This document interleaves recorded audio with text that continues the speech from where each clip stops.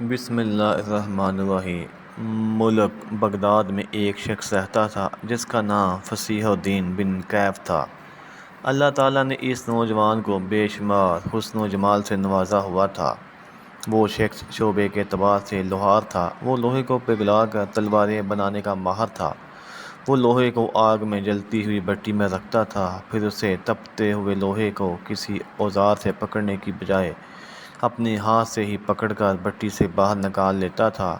وہ گرم گرم لوہے کو آگ سے جلتی ہوئی بھٹی سے ہاتھ میں پکڑ کر نکال لیتا اور اس لوہے کو اپنی مرضی کے مطابق شکل دے کر تلوار تیار کر لیتا تھا۔ لوگ اس شخص کو دیکھ کر بہت ہی حیران ہوتے تھے کہ یہ شخص کس چیز کا بنا ہے کہ اس پر آگ کوئی اثر ہی نہیں کرتی۔ ایک بار اس لوہار کے پاس دوسرے علاقے سے ایک بندہ آیا ہوا تھا۔ وہ بندہ اس کے پاس بیٹھ گیا۔ اس نے دیکھا کہ یہ شخص گرم گرم لوہے کو کسی ہتھیار سے پکڑنے کی بجائے ہاتھ سے ہی لوہے کو آگ سے باہر نکال لیتا ہے۔ اس پر آگ کوئی اثر نہیں کر رہی۔ وہ اس بندے کے پاس بیٹھ کر کافی دیر تک یہ ماجرا دیکھتا رہا کہ یہ آدمی جلتی آگ میں ہاتھ ڈال کر لوہے کو بھٹی سے باہر نکالتا ہے اور جس طرح سے لوہے کو شکل دینی ہوتی ہے اس کو موڑ کر اس کو وہی شکل دے دیتا ہے۔ باہر سے آئے ہوئے شخص نے اس بندے سے اس گرم گرم لوہے کو ہاتھ میں پکڑنے کی وجہ پوچھی کہ تم کس طرح سے گرم گرم لوہے کو ہاتھ سے پکڑ لیتے ہو؟ کیا تم کو کچھ ہوتا نہیں ہے؟ کس طرح سے تمہارا جسم اس آگ کو برداشت کر لیتا ہے؟ تم لوہے کو بھٹی سے باہر نکالنے کے لیے کوئی اوزار کیوں استعمال نہیں کرتے؟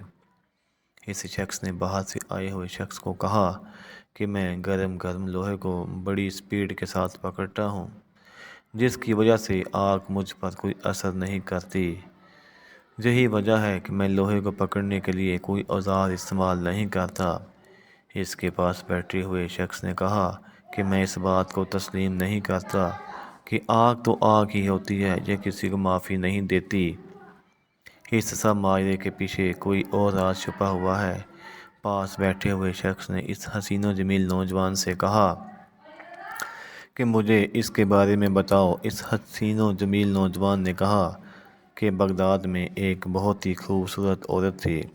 اس کے والدین عمرہ کرنے کی غرض سے گئے تھے۔ اس کو راستے میں کوئی حادثہ پیش آیا تو وہ اس دنیا سے رخصت ہو گئے۔ اس لڑکی کا دنیا میں کوئی سہارا نہیں تھا، اس لیے وہ بہت ہی پریشان رہنے لگی۔ وہ ایک گھریلو لڑکی تھی۔ وہ پردے کا بہت ہی اہتمام کرتی تھی۔ والدین کے وصال کر جانے کے بعد اس کو کوئی سمجھ نہیں آ رہی تھی کہ وہ کس طرح سے زندگی بسر کرے۔ ایک دن وہ گھر سے باہر نکل کر میرے دروازے پر آ گئی۔ اس نے دروازے پر دستک دی۔ میں نے دروازہ کھولا تو اس نے کہا کہ مجھے بہت ہی پیاس اور بھوک لگی ہوئی ہے، کیا مجھے پینے کے لیے پانی مل سکتا ہے؟ خدا تم کو اس نیکی کا اجر و ثواب عطا کرے گا۔ میں نے اس کو پانی دیتے ہوئے پوچھا کہ تم اس وقت اکیلی گلی میں کیا کر رہی ہو؟ تم نے کچھ کھانا کھایا ہے؟ اس نے مجھے کہا کہ میں نے کئی دنوں سے کچھ نہیں کھایا۔ یہ سب باتیں کرتے ہوئے وہ بہت ہی پریشان نظر آ رہی تھی۔ میں نے اس کی پریشانی کا سبب پوچھا تو اس نے مجھے اپنی اوپر بیتی سب باتیں بتا دی۔ اس نے مجھے کہا کہ اب مجھے کوئی سمجھ نہیں آ رہی کہ میں کس طرح سے زندگی بسر کروں۔ میں نے اس لڑکی کو کہا کہ تم شام کے وقت میرے پاس آ جانا، تمہارا دل کرے گا میں تم کو وہی کھانا کھلا دوں گا۔ اس کے بعد وہ لڑکی وہاں سے چلی گئی۔ جب رات ہوئی تو وہ حسین و جمیل لڑکی پھر میرے گھر آ گئی۔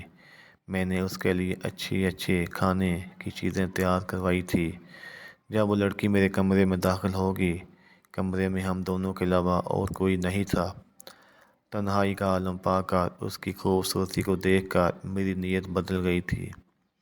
جب وہ کمرے میں داخل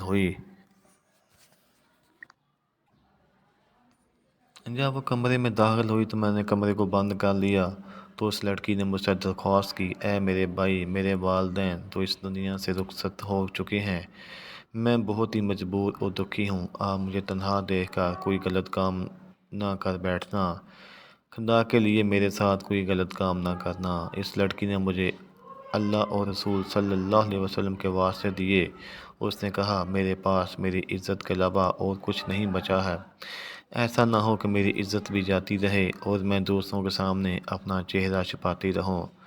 گناہ کرنے کے بعد اگر میں زندہ بھی رہی تو مردوں کی طرح بن جاؤں گی۔ اور میرے بھائی، اگر تمہاری یہ سوچ ہے کہ ہمیں کوئی نہیں دیکھ رہا تو پھر تمہاری یہ سب سے بڑی بھول ہوگی، کیونکہ ہمارا رب ہمیں اس وقت بھی دیکھ رہا ہے۔ اس نوجوان نے کہا جب لڑکی کے منہ سے میں نے یہ الفاظ سنے تو اللہ تعالیٰ کا خوف مجھ پر طاری ہو گیا، میرا جسم کانپنے لگ گیا۔ میں نے کمرے کا دروازہ کھول دیا۔ میں نے لڑکی کو کہا کہ بہن مجھے معاف کر دیجیے گا، مجھ سے غلطی ہو گئی ہے، میں شیطان کی باتوں میں آ گیا تھا، تم پیٹ بھر کر کھانا کھاؤ، میں تم کو اپنی بہن ہی سمجھوں گا، میری طرف سے آج آپ کو کوئی پریشانی نہیں آئے گی۔ یہ بات سن کر لڑکی نے اپنے دونوں ہاتھ بلند کیے اور اللہ تبارک و تعالیٰ سے یہ دعا مانگی، اے اللہ تعالیٰ میرے منہ بلے بھائی پر جہنم کی آگ حرام کر دے۔ یہ دعا کرتے ہوئے وہ زار و قطار رونے لگی اور روتے روتے اللہ تعالیٰ سے دعا کرتی رہی کہ اللہ تعالیٰ میرے بھائی پر جہنم کی آگ ہی نہیں بلکہ ہر طرح کی آگ کو حرام فرما دے۔ اس کے بعد وہ لڑکی وہاں سے چلی گئی۔ اس حسین و جمیل نوجوان نے باہر سے آئے ہوئے اس بندے کو لڑکی کا معاہدہ سناتے ہوئے کہا کہ ایک دن میں اپنے کام میں مصروف تھا، میں لوہے کو بھٹی میں تپا رہا تھا کہ گرم گرم لوہے کو پکڑنے کے لیے اپنا ہاتھ آگے کیا تو مجھ پر آگ کا کوئی اثر محسوس نہ ہوا۔ میں نے اس گرم گرم لوہے کو ہاتھ میں پکڑ لیا۔ اس وقت مجھے اس حسین و جمیل لڑکی کی دعا یاد آئی کہ وہ لڑکی اس نے اللہ سے دعا کی تھی، یا اللہ میرے بھائی پر ہر قسم کی آگ حرام کر دینا۔ اس کے بعد میں آگ کو آگ نہیں تصور کرتا بلکہ آگ سے جب چاہوں گرم گرم لوہے کو ہاتھوں سے پکڑ کر نکال لیتا ہوں۔ مجھے آگ سے لوہا پکڑتے ہوئے کوئی خوف اور ڈر محسوس نہیں ہوتا۔